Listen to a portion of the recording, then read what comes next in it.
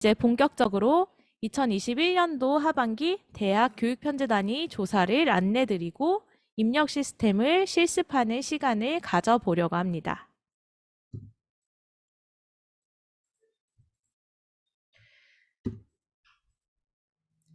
먼저 2021년도 대학 교육편제단위 조사 개요에 대해 간략히 말씀을 드리도록 하겠습니다. 대학 교육편제단위 조사는 연 2회 실시합니다. 올해 상반기 조사는 20년 12월부터 21년 2월까지 진행이 되었었고, 그때는 올해 1학기 때 쓰이는 학과들을 조사를 했습니다.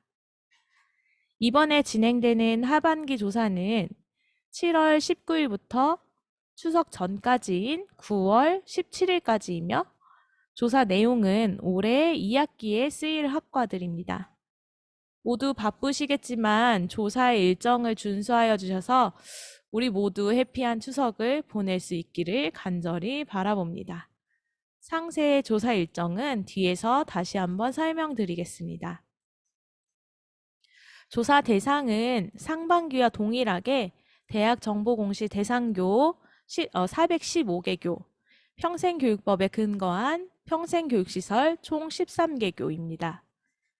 조사 내용은 학교 정보 그리고 학과 정보입니다. 학교 정보는 학교 개황에 대해 조사하고 학과 정보는 상반기 조사 이전까지 있었던 기존의 학과 정보, 그리고 2학기 때 개편되는 학과 정보, 그리고 이미 폐지되었던 학과 정보에 대해서 조사합니다. 조사는 대학정보공시 통합 시스템에 접속하셔서 온라인으로 입력을 하시게 되고 결과를 입력 시스템에서 제출하시면 되겠습니다. 여기 들어오신 분들은 이미 이 초록색의 표준 분류 권한이 다 있는 것으로 확인을 하였습니다.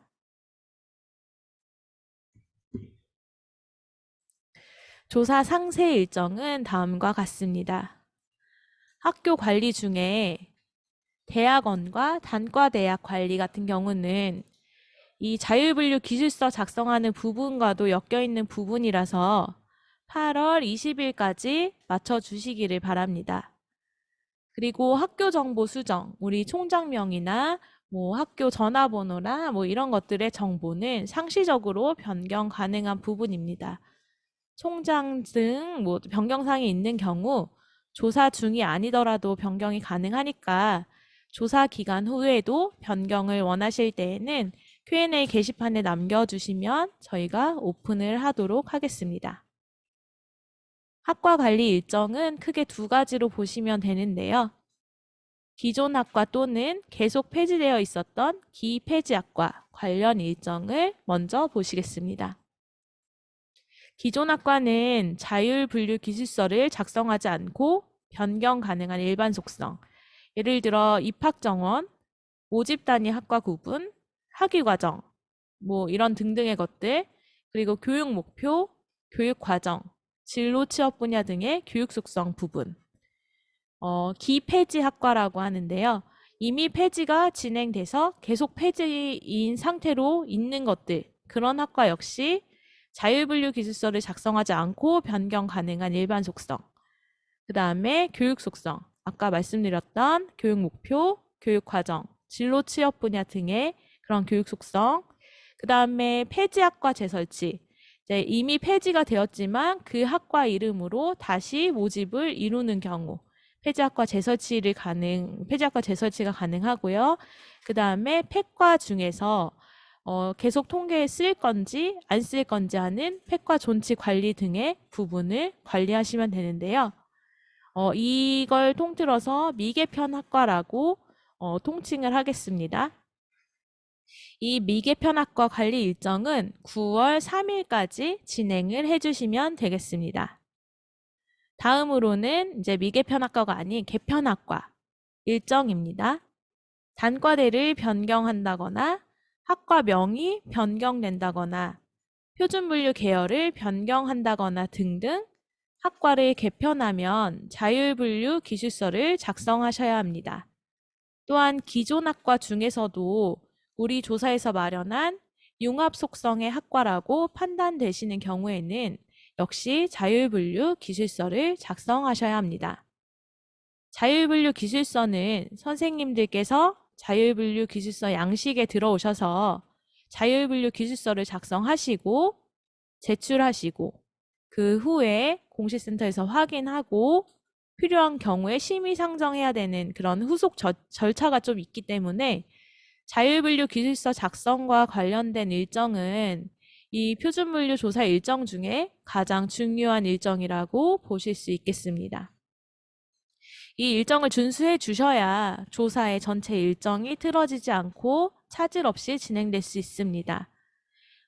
자율분류 기술서 작성, 제출, 심의, 이의 신청 기간은 8월 27일까지 진행을 해주시면 되고, 이제 자율분류 기술서 제출 결과를 확인하고 확인 처리하는 일정은 9월 3일까지 진행을 해주시면 되겠습니다. 바쁘시겠지만 이 일정은 되도록 반드시 준수를 하여 주시기 바랍니다. 이렇게 미개편학과, 개편학과 정보까지 등록하시고 나면 이제 입시 쪽에서 2년 전에 등록해 놓은 학과와 매핑하는 작업이 필요한데요. 이렇게 매핑을 하면 우리 어디가에 우리 교육 속성, 입력하신 교육 속성이 연계가 되게 됩니다. 사실 이 작업은 상반기 조사 때 대부분 진행 완료돼서 하반기 때에는 해당 사항이 거의 없다고 보시면 되겠습니다. 대학 입학 전형 지원 시스템 모집 단위 코드 부여는 8월 30일부터 9월 3일까지 진행해 주시면 되겠습니다. 학과를 등록하신 다음에 등록하신 학과에 형태적인 문제는 없는지 저희가 기본적인 검증을 진행을 하는데요. 그걸 형식 검증이라고 말하고 그 형식 검증은 9월 6일에서 10일까지 진행을 해주시면 되겠습니다. 그리고 마지막 주에 9월 13일에서 17일에 최종 자료 제출을 하시면 조사 일정이 마무리됩니다. 이 조사된 결과값은 우선 한국교육개발원 고등교육통계 하반기 조사 때 반영이 되는데요. 저희가 9월 3일 날 1차적으로 학과를 좀 세팅을 해보는 작업을 시범적으로 고등교육통계 학과를 넘겨서 세팅을 하고요. 9월 17일 날 저희 조사 마지막이죠. 그 날에 2차로 다시 한번 학과를 고등교육통계에 세팅하게 됩니다. 조사가 마무리될 때쯤이면 더위도 꺾이고 좀 아침 저녁 시원한 계절이 될 것 같습니다. 이제 그러면 이 조사를 통해서 얻어진 결과물이 어디에 쓰이냐? 학교 정보나 학과 일반 속성, 자체 계열은 대학 정보 공시, 그 다음에 각 항목별 관리 기관의 통계조사 디폴트 값으로 활용됩니다. 공시 입력 시스템에 가시면 이렇게 공시 장표에 학과의 정보들이 좀 들어가게 되고요. 그 다음에 학교 정보는 알림이에서 이렇게 학교명을 치면 이렇게 학교 개학 정보가 나오게 됩니다. 그리고 장학재단의 등록금, 장학금 통계조사 시스템에 들어가시면 이렇게 앞에 학과 정보가 제공이 되고 이 학과 정보에 따라서 데이터들을 입력하시게 됩니다.